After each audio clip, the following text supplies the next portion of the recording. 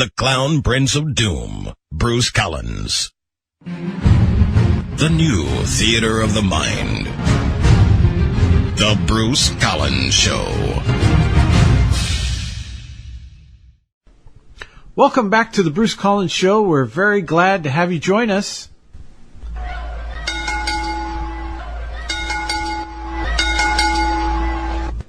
One of the hottest names in professional wrestling right now is Samoa Joe, who recently joined the WWE's NXT product. Tonight, Joe joins us, and also joining us during the interview is his old friend Brett, the Big Schwag Wagner. The Bruce Collins Show airs every Friday night at midnight right here at WWPR, 1490 AM. You can listen to past archives of the Bruce Collins Show at ipbn-fm.com. That's ipbn-fm.com. That's the Intrepid Paradigm Broadcasting Network, and right there at that website, you can find a banner just for the Bruce Collins Show. Click on the show banner, and you'll go right to our page. We would appreciate it if you're able to spread the word for our show by word of mouth, social media, or in whatever creative way you can. Also, we have a Facebook page for the Bruce Collins Show. Please like us there. And you can email the show at bruce_collins_show@aol.com. The Bruce Collins Show also has a YouTube channel. Visit YouTube, search for the Bruce Collins Show channel, subscribe, and catch all the latest shows on YouTube. And now let me introduce my co-host, Chad Miles. He's a former congressional candidate in Michigan and a military veteran, and is the founder and executive director of Sling and Stone Outfitters, a nonprofit organization that is dedicated to helping disabled veterans experience the outdoors. You can find out more information on his website, chadmiles.com. He is radio's lethal weapon, Chad Miles. Welcome back to the program, Chad. Hey, Bruce, thanks. It's good to be here. Well, you know, it's great to be here, but I almost missed the program tonight because I was watching a documentary on Telemundo. I don't get too many cable channels. So I was watching this Telemundo documentary on chimpanzees. It was called Curious Jorge. It was very fascinating. Oh. Yeah, now, Chad, I heard about a guy on the news who was killed with a truck tire. Did you hear about this? A truck tire? No, what happened? You know those big tires that people tie to trees are like these big truck tires, and then they use them as a swing? You know what I'm talking about, right? Yeah. Well, this guy, he had his daughter in the tire, and he was pushing the tire swing, you know, back and forth, and he was getting it higher and higher. And finally, this large tire swung back toward him. It hit him in the head, and it killed him. Oh, that's terrible. Yeah, it is. Now, this happened back in January, I guess, and they recently did an autopsy. An autopsy? There weren't any suspects, were there? No, why? Is this story sounding a little bit suspect? Go on. Okay, so they did an autopsy on the body, and they said this tire accident that happened in early 2015, they determined it was not a good year. I think I smell burnt rubber. That was breakfast. By the way, Chad, I think Senior Pickles bit me the other day. He bit you? How could he? You live in California. Has Senior Pickles been out of town lately? No, he's right here. Did you want to speak to him again? No, I don't want to speak to him again, believe me. But I know what a chihuahua is, and a chihuahua bit me the other morning, and it said, "I'll be back," like Arnold. Oh, it must have been one of his friends on Flea's book. Flea's book? Flea's book? Wait, you're telling me there are talking dogs all over the country that meet on an internet page called Flea's book? Yeah, isn't that common knowledge? The CEO must be Bark Rufferberg. Anyway, and I think our news stories are weird. You think that's common knowledge? Okay, Chad, let's move on. Do you have any news for us this week? As a matter of fact, I do. There's hardly a more generic song in America than Happy Birthday to You. That's true. But to this day, until a judge renders a decision in a pending case, Warner Chappelle Music is still trying to make big dollars off of the 16-word ditty. 15 original words plus a user-supplied 16th word. Its original copyright should have expired at the latest in 1921. But amendments to the law and technicalities in interpretation bring Warner at least $2 million a year in fees from Happy Birthday. Yeah. Do you believe that?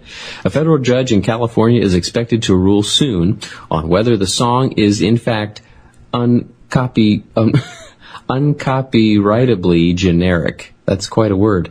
125 years after the Hill sisters, Mildred and Patty, composed it. And that's from CBS News. That's amazing. Now, they called that a 16-word ditty. So that must be HB Diddy for Happy Birthday Diddy, not P. Diddy, the rapper. Yeah, that's a different ditty from the long and esteemed Diddy family. Who knew that, except that it came from Chad Miles' pocket full of news, that Happy Birthday is a copyrighted song, and they make money every time it's used. I never knew that. $2 million. That's a lot of birthdays. From Happy Birthday. I guess and all they I got have to for pay... my birthday were these socks. One's got a hole in it. I'm sorry. One's got a hole in it. Go ahead. I guess if you use it in a television show or a movie, you have to pay royalties. I suppose that's where they get all their money from. That's why the characters in my favorite show never have a birthday. Moving on. Accused amateur serial tooth puller. Age 56. Is that when you get cavities from eating too much cereal? I think so. Was convicted on 2 counts in May following a trial in Wellington, New Zealand District Court. Several women had accused him during 1988 through 2011 of holding their mouths open and wriggling teeth out with pliers. And in one case, a screwdriver. Ugh. That's an odd crime. That is very odd. That's almost as odd as the hair cutter. Yeah. Motivated by his attraction to, quote, gummy women, unquote. Oh, boy. Gummy women. As a prelude to sex. Oh, come on. He apparently also lauded the free service he was providing, since real dentists, he said, would have charged the women. Hansen allegedly told another woman with full dentures how beautiful she was as she was removing the plates, crushing them and flushing them. Oh, I'm sorry. As he was removing the plates, crushing them and flushing them down the toilet. That's about as scary as it gets. A serial tooth puller. That's very weird. Yeah. Very weird. Yes. He loves super weird. Yes, he's on eHarmony. Have you ever seen that? Welcome, Philip Hansen. I'm very attracted to gummy women. Gummy women. Somebody should give him some gummy bears and be done with it. Oh, my goodness. All right, moving on. Joseph Foreign, age 21, with a .172 blood alcohol level, plowed into a pickup truck in April in Trumbull, Connecticut, though with no serious injuries. Police said Foreign's cell phone on the seat still displayed a current text message, "Don't drink and drive.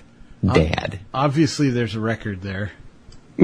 That was from the Connecticut Post. And it only goes to show, listen to your parents. You're never too old to welcome sage advice like don't drink and drive. From your dad. Yeah. Nice try, Dad. Yeah. Moving on. Alfred Garcia, 54, was arrested in Burnsville, Minnesota in March after forcibly entering a neighbor's home and swiping a knife set that he had given the woman as a Christmas gift. I want it back. He told the woman and police that he was taking the gift back as he was upset that the woman was failing to appreciate it enough. You haven't cut anything with these knives. I'm taking them back. I'm breaking the window. What did he expect her to do? I'm breaking the window and I'm taking my gift back. You haven't whittled anything in a week. I'm taking my knives back. Yeah. I'm out to take the teeth of gummy women. Oh, no, that's the other guy. That's right. Moving on. You ever get the feeling, Chad, week after week, that there are some strange people out there? Yes. And judging by Facebook, they're getting stranger and stranger. I see it every day. Yes. Moving on. John Deere became the most recent company in America to claim that though a buyer may have paid in full for a device, he may not actually own it. That's shocking. Deere claims that because its tractors run on sophisticated computer programs, the ostensible owner of the tractor cannot tamper, quote unquote, with that software without Deere's permission, even to repair a defect or to customize its operation. Already traditional movie videos may come with restrictions on copying, but the Deere case, according to an April report on Wired.com, might extend the principle to machinery not traditionally subject to copyright law. That's from Wired.com. That's from Wired.com. That is really strange. I don't know what, I almost hate to take a conspiratorial look at that, but why does it matter what someone does after they buy the product? But exactly. And they're saying you don't own the computer program in their tractor. There's something weird about that. I don't understand it, but yeah, I remember years ago there was a big thing back in the 90s where you could overclock your computer, and basically how that worked was if you had a 100 megahertz chip, you could set your motherboard to make it run at 133 megahertz. Now, Intel, like the chip maker Intel, didn't like this because you could theoretically buy a lower speed chip and then speed it up through overclocking. It wasn't always the safest thing to do, but it was definitely doable. And there was a big debate back then about whether or not you should be allowed to overclock it or not. Well, yeah, and that might be because in the article I noticed, as you were pointing out, they talk about copying videos, which I can understand that because there's the potential that you're going to resell or, that you're going to give out free copies and then people won't buy the movie themselves. So maybe they think that you will somehow find their secrets in their computer program or something. I don't know. I think maybe it has to do with, I know some people like to put custom computer chips in their trucks to get better gas mileage or whatever. So I don't know if John Deere has a problem with that. Like maybe you're going to, maybe a certain model doesn't do some things, but if you put this chip in that costs $100, it'll do the things that a tractor that costs $10,000 more would do. That's probably what they're trying to prevent. I like chips in my cookies, but I'm not talking about computers on either term. I love chips. Chocolate chips. Chocolate chips. That's right. All right, moving on. Last story. The March arranged marriage ceremony in Kanpur, India, was about to start when cousins of the bride, whose name is Lovely, daughter of Mohar Singh, commandeered center stage and demanded that groom Ram Baran answer the question, what is 15 plus 6? Baran answered 17. Oh, boy. He's never going to make it in Silicon Valley.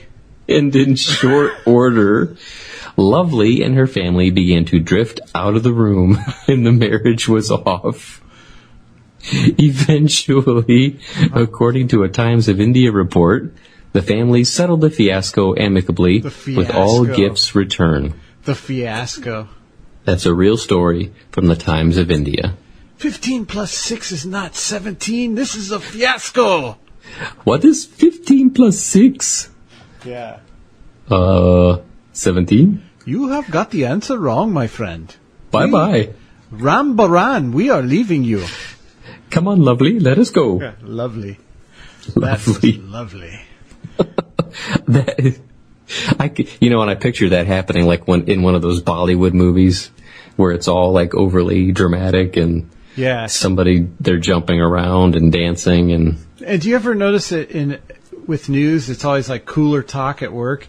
Can you imagine people reading the Times of India and going, I don't blame Lovely. He did not know the answer of 15 plus 6. Would you want your daughter to marry an ignoramus like that? Yeah. Meanwhile, we've got all kinds of them here in the United States.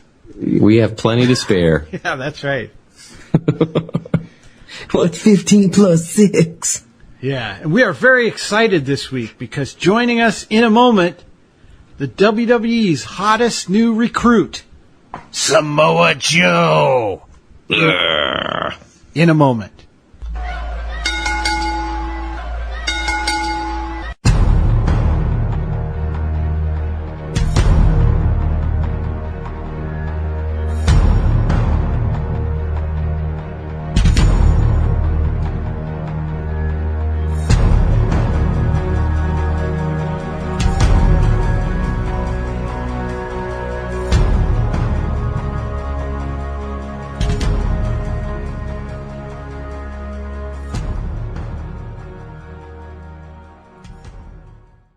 And that, ladies and gentlemen, was the day that I figured out that I had somewhere between 4 and 6 fingers on each hand. Oh, wait a minute. Breaking news! My producer here at WWPR 1490 AM has handed me a note saying on the line right now is pro wrestler Samoa Joe.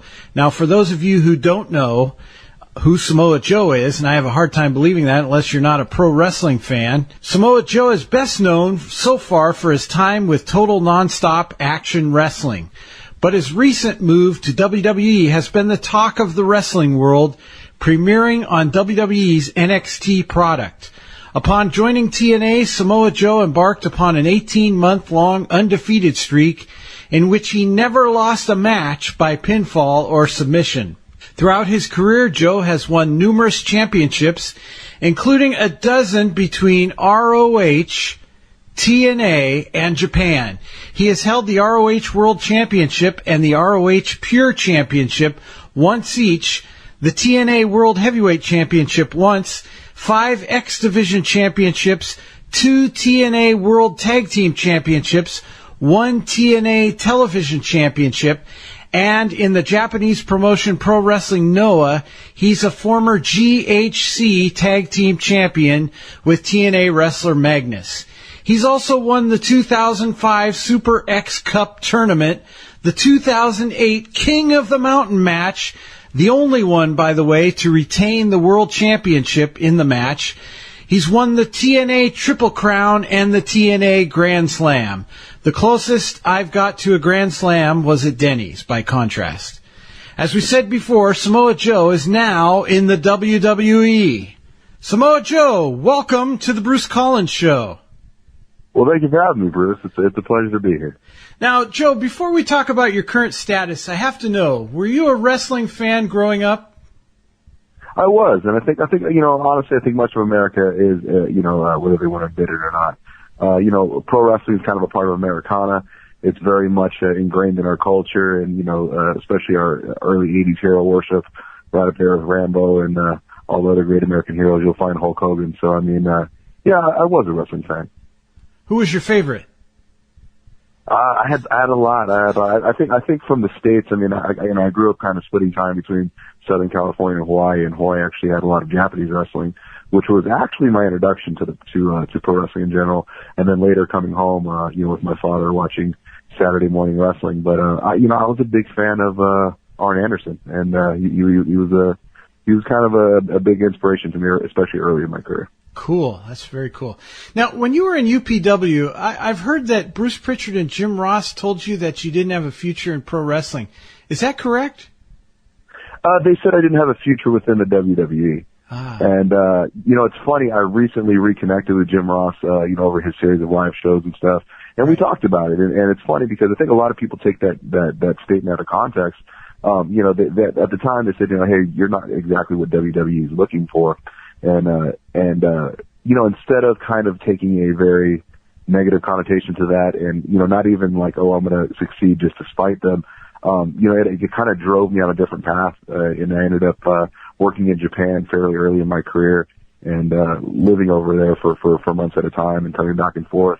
And, it kind of set me on this crazy path of, it was a journey of discovery and kind of stylistically it influenced me and, it really molded me into the pro wrestler that I eventually became. And, actually, it was funny. I talked to Jim Ross. I said, that honesty actually drove me to, kind of the heights that I've achieved so far. And, it's funny, after all these years, now I find myself back in WWE. Yeah, that's excellent. That's a success story. I mean, that's awesome. So yeah, I mean, it's worked out so far, Yeah. We're still writing the book. And you can leave out anything that you want to leave out, but I just want to throw a general question in there, and I know you've been asked this a million times, so I apologize ahead of time. Why did you leave TNA now? Honestly, I was coming up towards the end of my contract, and, I have a special spot for TNA, man. I was there for 9 years. And, was really a part of, building the company and bringing it to its forefront. But, towards the end of my career, there was a bit of stagnation, on my part and a little bit of stagnation within, the creative minds that had me there. And, it came to a point where, I'm a tremendously creative person. And, if you know anything about creative people and people who really, really enjoy what they do and have a passion about what they do, if there aren't outlets for that creativity and there aren't outlets and energy, for somewhere for that energy to go in a positive direction, then inevitably it starts going in a negative direction. And really, honestly, before, the relationship got poisonous between me and TNA, before I started feeling spiteful, I thought it was better for myself and for the company if maybe I left and, kind of concentrated on some new things. And, it's worked out well for me. And, I don't regret the decision. Yeah. I mean, you're a main event guy. You're a headline guy. Was that kind of weird being in the Beatdown Clan? No, because, honestly, I have a really good rapport and friendship outside of wrestling with all the members of the Beatdown Clan. I mean, they're, MVP, Homicide, Low-Key, Kenny King. These are all guys at various points in my career that, even before MVP had a pretty successful run in WWE. And before that, I was really good friends with him. And, we always talk about back and forth how, I kind of kept him inspired and kept him, pushing him, and he ended up, ascending to great heights in his career and doing great things. And, it was actually, I was actually looking forward to, exploring things with them as a kind of a, solidified unit. But, business is business, and unfortunately, business didn't work out, the way we thought. And, but I'm confident in their abilities, and they're doing just fine without me. Yeah. Well, that's arguable, but I hear what you're saying. Now, one complaint that I always have about wrestling is the security issue. Now, it's true. You buy your ticket, you go to the wrestling event. Some stadiums, arenas have security, have metal detectors, or they have a security person that has a metal wand. And you have the ticket taker, and you also have security people walking around where all of us who bought a ticket are viewing the action. But in the back, they never seem to have enough security. For instance, weren't you ganged up by ninjas once? Oh yes, absolutely. It's a funny story, man. Yeah, I really wish there would have been more people there, but at the end of the day, I haven't told many people this. The ninjas were some good college friends of mine. They had this really awesome beach house down in Cancun. Threw me in the back of the truck, and I fought with them for about a half an hour until finally they took the bag off my head, showed me the tickets. Went down to Cancun, had a blast, partied for a good 3-4 weeks until my buddy Steve got mezcal poisoning. Then it got weird, and then the federale showed up, and then I ended up coming back and being on TV. So, and at the end of the day, that's how those little adventures work. I think I just got a scoop. Now, so to date, what has been your career-defining match in your opinion? Was it the one with Christopher Daniels and AJ Styles? I think on US, it's a tough call. A lot of fans are familiar with my work from a lot of different companies. Mm-hmm. Some would say that it was me versus CM Punk, the two hour draws. The 2 hour draws, 2 hours, that would have been rough. The trilogy that did with him. Some people would say it was me versus Kenta Kobashi. And some would say that it was a triple threat match in TNA between myself, Christopher Daniels, and AJ Styles. And looking back, that's something that, I leave for the fans to define and decide, because, when it comes to pro wrestling, and invariably, your reputation and what people remember you for is really in the hands of kind of the beholders, your fans. And, I leave it up to them. But of what I've heard, and, whenever I get to interact with fans and they tell me, those three matches definitely always come to the forefront, anytime that question's asked. So how did it feel stepping into the NXT ring last week? It felt great. I mean, it felt awesome. It's funny. You know, it felt natural. It felt right. And, you know, WWE and NXT, you know, the NXT brand there is, you know, white hot right now. And, I mean, there's so much great wrestling coming out of that company and that brand. And, you know, to be brought in front of that crowd and to hear the reaction, I mean, it was, it definitely was one of the highlights of my career. Yeah. And for someone like yourself who's been in wrestling for as long as you have, for you, was WWE always the final destination? Was it always the goal in the back of your mind? You know, WWE was always something that was out there, but because of the career path that I was on, and you know, and I honestly, you know, I'd kind of made up my mind, you know, that maybe, you know, I'd finish my career either in TNA, and if not there, then possibly in Japan again.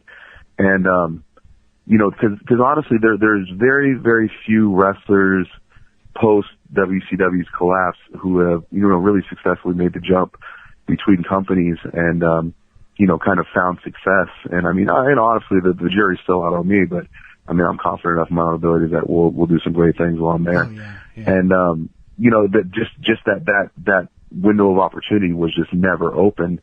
So, in my head, I kind of reconciled myself that, you know, there was one or two places I was going to end up. And then through just kind of an amazing series of events and kind of, you know, coincidences and confluences of fate, you know, I find myself in WWE. So, I mean, trust me, I'm more surprised than anybody. No, I mean, I don't think the fans are surprised. I think that's where, honestly, I think that's where you belong. And, I think you're really going to shine. One of the things that I've been reading on the internet the last couple of weeks is kind of a Samoa Joe, CM Punk back and forth. Are we going to see a Samoa Joe versus CM Punk rematch? You know, it's funny. Within the auspices of my new WWE deal, I'm allowed a remarkable amount of freedom as far as what, you know, projects I decide to work on and what I decide to do. I've known Punk for years. He's a very good friend of mine, personally, outside of wrestling. And, you know, he's the type of person that always loves to kind of stir up the pot. So, I mean, I'm not going to say there is very little possibility. I'm just going to say you have two individuals who don't mind, kind of turning the world on their ear. And, you know, you never know. Maybe something might get worked out. Maybe something won't. You know, it's just, there's a lot of moving parts. I mean, obviously he's contracted with the UFC. I'm contracted with WWE, you know, with a bit of freedom, but, you know, it's kind of it's a unique situation. So, I mean, let me say there's been talks, and there's been ideas kind of thrown around, but it's very, very preliminary, if anything. And your deal with WWE, it's very unique, isn't it? You touched on it. Yeah, it is. It is. But without getting too, you know, into the details, you know, I've kind of managed to, you know, be a part of the NXT brand and work within the confines of WWE, and at the same time, still, you know, kind of work on my own projects with other companies, including Ring of Honor and other companies around the world, kind of simultaneously. So it's very new. You know, in a manner of speaking, it's almost experimental. And you know, I think it's a great arrangement for where I'm at right now. And you know, I very much look forward to exploring it and doing some more great things with it. Yeah, excellent. And taking you back to your old UPW days, do you look forward to a Prototype versus Samoa Joe match? Absolutely. Without a shadow of a doubt. I mean, it's funny. Me and John started early on in our careers together in UPW before he was hired onto the WWE and before I went to Japan. And I mean, it's been quite a few years, almost 13, 14 years maybe, since we've last locked up in the ring or shared a car ride together or anything. So, you know, but, you know, we have, you know, we've always had a good rapport over the years, and, you know, John knows what I'm capable of. I'm very much in the know what John's capable of, so I'd love to jump in the ring with him. Now, I have a guy that I want to bring on in a second, but before we do that, I also, last but not least, I found this very interesting. You are a super video gamer, and someone has said you're obsessed with video games. I don't know how true that is, but anyways. And that you're voicing a character for the Game of Thrones game. I said game twice. Absolutely, yeah. I'm a big gamer. It's no obsessed is a little strong. But I'm a big gamer. I definitely keep up with it. It's kind of my only other hobby, that I have that, I use to unwind when I'm home. And, Telltale Games, they, put out these tremendous, kind of more, adventure oriented games that are not so much action, but more about the story and stuff. And kind of it's almost as if it's a digital choose your own adventure book, and they're very well written, very well voice acted. And, recently I was approached, by a gentleman that I used to work with, and he said, hey, we're doing the Game of Thrones video game. We'd love to bring you on as voice talent. And, it's a fantastic, opportunity. And, I look forward to being in the upcoming episodes here of, the Game of Thrones game. That's great. Years ago, I played Super Nintendo. I played Super Mario, and I was running along, and I hit those shrooms, and then I hit those bricks in the sky with the top of my head, and people say I haven't been the same since. Yeah, it can be tough. It can be tough. Absolutely. When your head against everything and you've taken one too many shrooms, I've heard. Yes.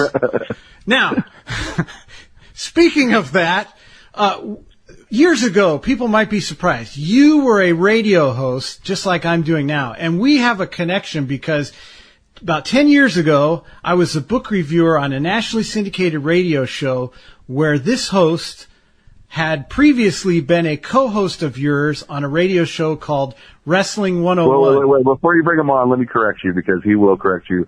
He was the host. Oh, was he? And I was, yeah, because, he was the host.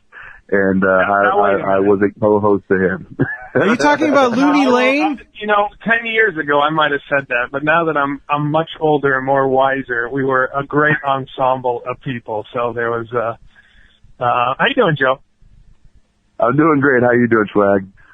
Oh, I'm doing good, man. Now see, you're breaking radio rules here. He's got to give you your big intro right now. Yeah, that's right. Sorry. See, you got to be kidding me from Monster Garage.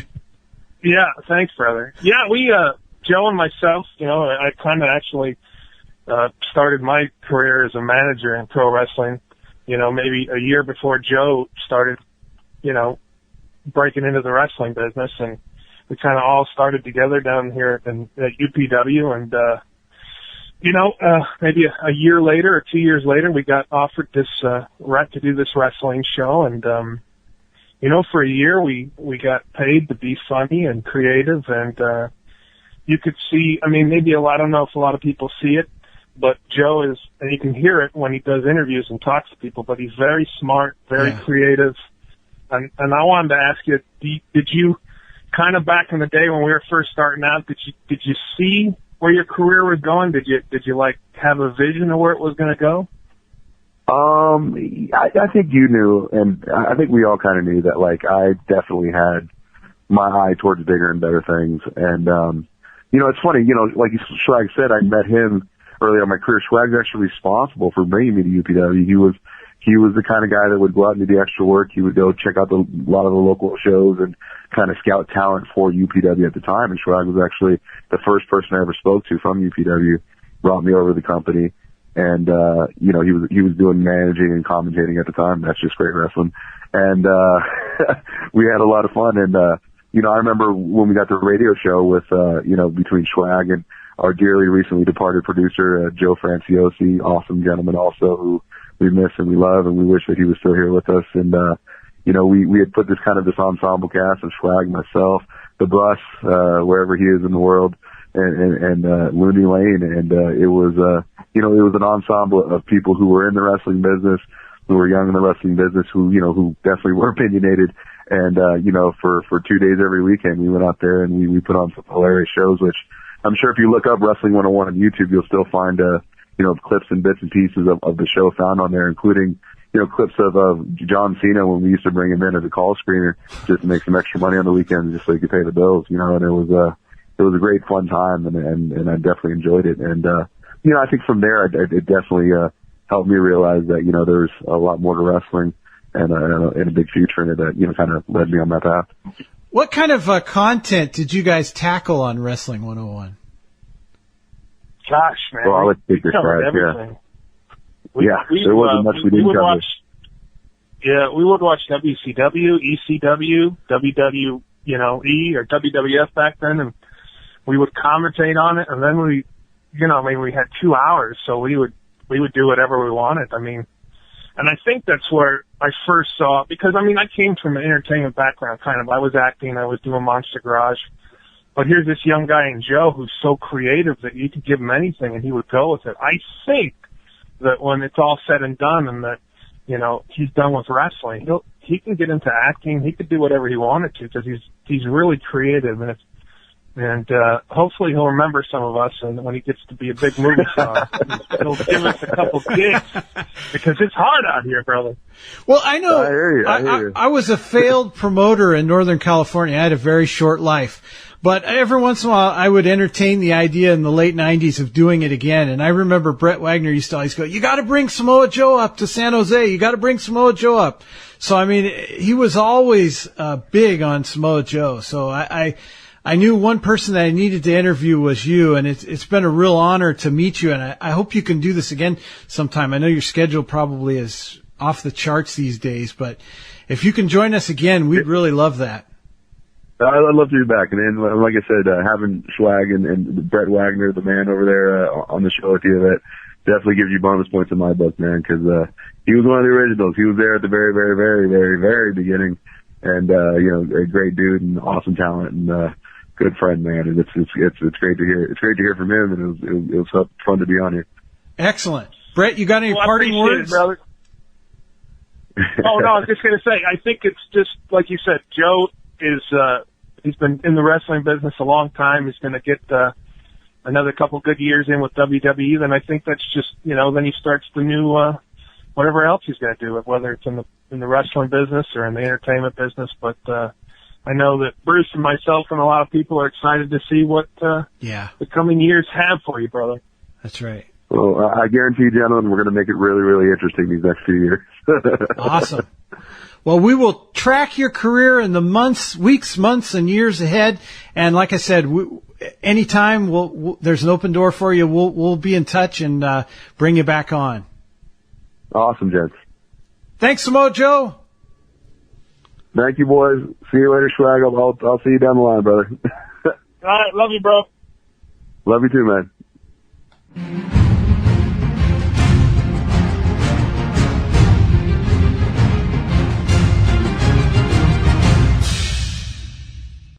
And I want to thank my guests, Samoa Joe and Brett Wagner. They'll both be back at a later date. And joining us once again is Chad Miles at the last half of the program. And before we go, I wanted to mention, years ago I bought a really good book, and I would recommend it to all of our listeners out there, except that it's out of print. And I had bought several books. I was so impressed by this book that I handed some of them out, and then somehow I discarded my copy, and a few years back I went on eBay. The name of the book is A Skeptic's Search for God. You may not be able to find it, so I wanted to mention it tonight. The author is Ralph Muncaster. Now, interestingly enough about Ralph Muncaster, he was a hardcore atheist, and he used to talk to his Christian friend and tell him, hey, God's not real. The Bible is, unsubstantiated. Jesus Christ was a parallel of Horus and all this other stuff. Jesus Christ wasn't who he said he was. The Bible's full of myths and popular concepts today. Unfortunately, Christians don't get the message out very well that actually the Bible is fact. Jesus Christ did exist and still does, and God is real. And the evidence points to that. Now, that's right. Now, Muncaster makes some really important points, and I want to mention them and then get to a few specifically tonight. We obviously can't go over this book, but a couple of things he says that made him finally become a Christian. Again, he was a hardcore atheist. Number one, the Old Testament prophecies of the Messiah are historically accurate. They predate Jesus by as much as 200 years, as verified by the Dead Sea Scrolls, the Septuagint, and other translations. So in other words, if in the 1800s there was a book that predicted Elvis Presley, his life, when he would die, and all of that, if we found that now in the year 2015 and could see that in the 1800s it had predicted Elvis Presley, we would say, wow, that's incredible. Well, the Bible actually did that, and we know that because the Dead Sea Scrolls were found, the Old Testament basically, and books like Isaiah predicted the life of Jesus Christ. and his resurrection. Number 2, the Old Testament was accurately transcribed over centuries of meticulous work by scribes who were professionally trained. Number 3, changing any Old Testament prophecies would have involved an impossible task of changing many scrolls and the memories of tens of thousands of Hebrew people. I'm going to skip through some of these for time. The accounts of Jesus in the New Testament are verified by thousands of existing manuscripts, far more than for any other accepted historical document. That's very important. We're going to get back to that. The copies of the accounts of Jesus date far closer to the actual events than do the copies of any other ancient document. Again, we're going to touch on that tonight. Here's 2 more, and he's got other points, but again, for time, we can't go through those. Here's 2 other points that I want to drill down on. Number 9, non-Christian writers attested to many events concerning Jesus. And number 10, hostile witnesses attested to events concerning Jesus. Now, a lot of Christians don't know this, and I didn't know this till I read this book in the 90s, but there is a lot of writing outside of the Scriptures that talks about Jesus Christ. One of those was Pliny the Younger, who was a governor in Asia Minor. At the time of the document that I'm going to reference, which was about AD 112, Christians were ruining the business of making idols, a major part of the provincial economy. In a letter which still exists, written to the Emperor Trajan in Rome, Pliny discussed the worship practices of the Christians, indicating that they worshiped Jesus as God incarnate. This was an affront to the Roman religion, which declared the emperors themselves to be gods. Hadrian, emperor of Rome from AD 117 to 138, also wrote concerning the punishment of Christians. In a letter written through his court official, Suetonius, he matter-of-factly referred to the resurrection as a superstition. So we know this happened. They were trying to downplay it back then, as the media and others are trying to downplay it today. Right, exactly. Now, Thallus, in a historical work that was referenced by Julius Africanus, had mistakenly claimed there was a solar eclipse at the time of Jesus' death, trying to explain the darkness that fell during the crucifixion. Africanus points out in his letter that no such eclipse occurred. So Julius Africanus, in referencing Thallus, who said there was a solar eclipse, says, no, that never existed. And so the death of Jesus was stated as a matter of fact in these two works. The original work of Thallus and the original writing and the secondary writings of Julius Africanus both stated the death of Jesus as a matter of fact. One tried to explain the darkness that fell as a solar eclipse. The other one said it didn't even happen. It's interesting that non-Christian writers seem to be trying to explain the miraculous events at Jesus' crucifixion. Now, Josephus, the well-known Jewish historian, active about AD 64 to AD 93, wrote the following in his book, Antiquities of the Jews. Now, there was about this time Jesus a wise man, if it be lawful to call him a man, for he was a doer of wonderful works, a teacher of such men as received the truth with pleasure. He drew over to him both many of the Jews and many of the Gentiles. He was Christ, and when Pilate, at the suggestion of the principal men amongst us, had condemned him to the cross, those that loved him at the first did not forsake him. So he appeared to them alive again the third day, as divine prophets had foretold these and 10,000 other wonderful things concerning him, and the tribe of Christians so named from him are not as extinct as this day. And they're not extinct today, thank God. Now, this quote seems too close to the gospel record, and so many people have suggested it was corrupted by early Christians, the writings of Josephus. Most scholars, though, believe much of it is accurate.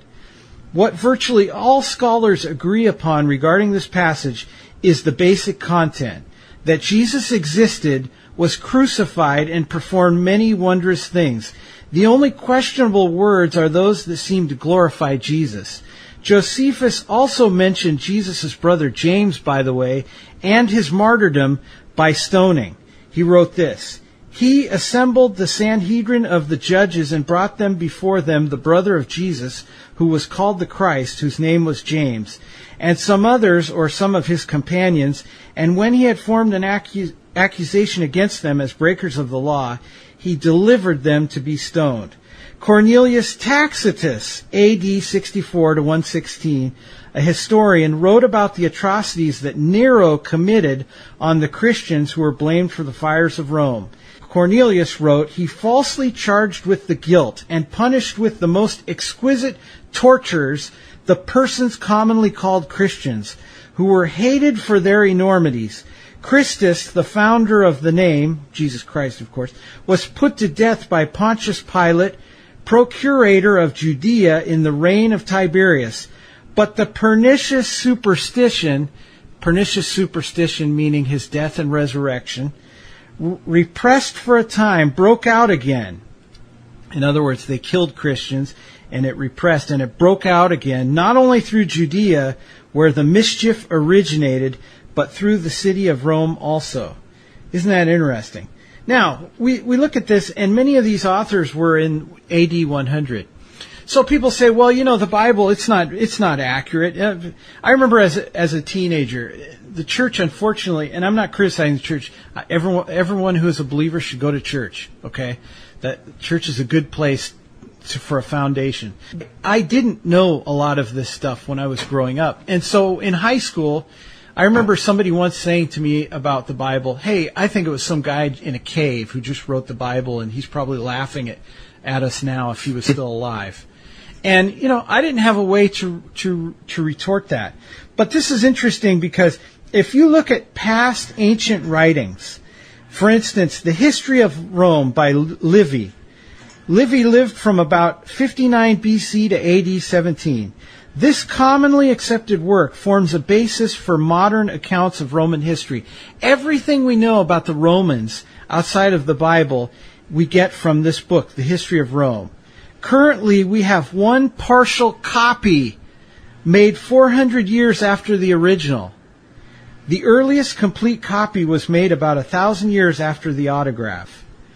This book, we only had a partial copy 400 years after the original, and we trust it about what the Romans did in Roman life. And we can't trust the Bible. And I'm getting to the Bible in a second as to how accurate that is. Now here's another one. Natural History by Pliny the Elder, lived from about AD 23 to AD 79. We base our knowledge of Pliny's writings on his work. Yet the earliest of the 7 copies now in existence was made about the year 850, nearly 750 years after the fact. We have faith that these writings are accurate. And here's a quote from Edward Glennie. No one questions the authenticity of the historical books of antiquity because we do not possess the original copies. Yet we have far fewer manuscripts of these works than we possess of the New Testament. And speaking of the New Testament accounts, directly we have fragments from 5 different New Testament books that apparently date to within 35 years of Jesus' death from among the Dead Sea Scrolls. Indirectly, we have the evidence of the book of Acts and the history of the early church written by the historian Luke. In it, Luke doesn't mention the persecution under Nero, which began in the year 64.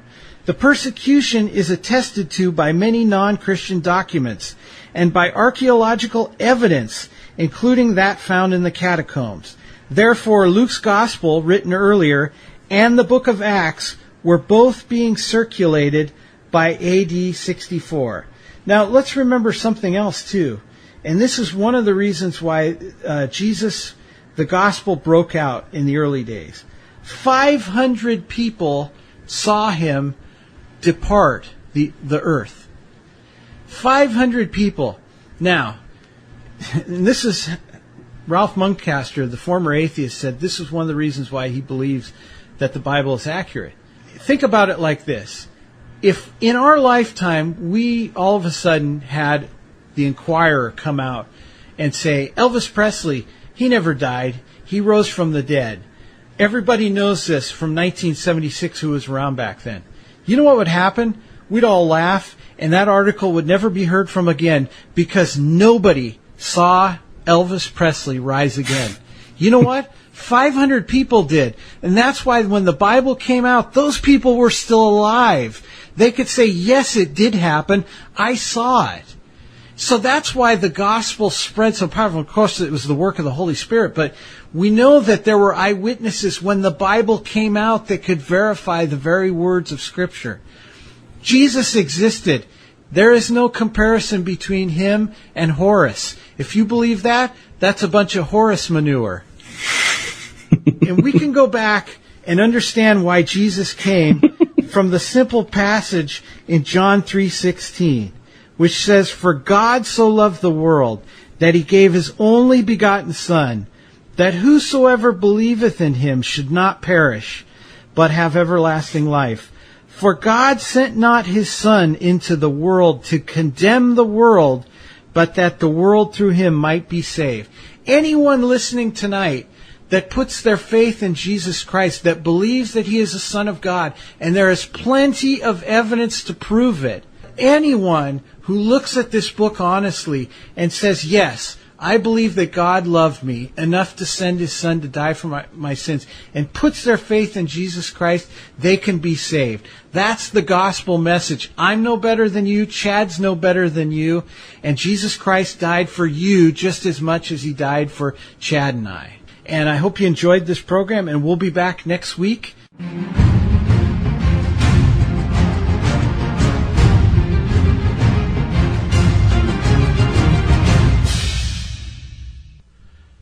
Hello, ladies and gentlemen. This is Bruce Collins at The Bruce Collins Show. Thank you so much for joining us each and every week, Fridays at midnight on WWPR 1490 AM. We would ask that you would support all of your favorite charities that help to spread the gospel, clothe the needy, and feed the hungry. You can do that as thanks for listening to our program. We ask of no monetary payback from you, only your listenership and your dedication to making the world a better place. Thank you so much for listening.